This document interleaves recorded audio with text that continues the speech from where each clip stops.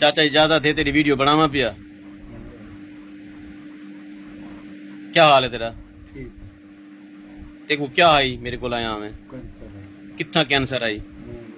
मुंह दे दे विच cancer I मूंह दे उत्ते मुंह दे उत्ते। अच्छा वाल क्या थे आ? खैर आ गई अल्लाह दे जी खैर आ गई है मैं के खैर आ गई है हुन मल्ला क्या नहीं जख्म क्या नहीं जखम दे मोड़ा जेबो माड़ा जिया सब पहले कितना आई पहले तो ठीक बड़ा है हैं? पहले ढेर आई मेरी दवाई का रिजल्ट की में कैंसर दा चंगा रिजल्ट चंगा रिजल्ट है दिल मुतमिन है कित्थों है मैं ये थी भई लइए जो है लइए केड़ी जरा ने काजमी चौक काजमी चौक क्या ना है तोड़ा मैंने हफीज हफीजुल्ला ये कैंसर करने को लवाई तो अगो 1.5 साल 1.5 साल तो मेरी दवाई कितने जड़े खा दी जी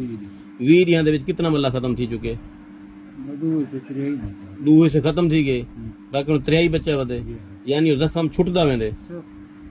मुतमिन हो मेरी दवाई तो बहुत मेरा तुक्का लग गए ते जख्म खत्म थी गए बंदे दा मुंह दा कैंसर है ये पहली दफा आया ये बोल के ना सकदा इंदी एक वही वीडियो है मैं तो दिखे ना थोड़ी देर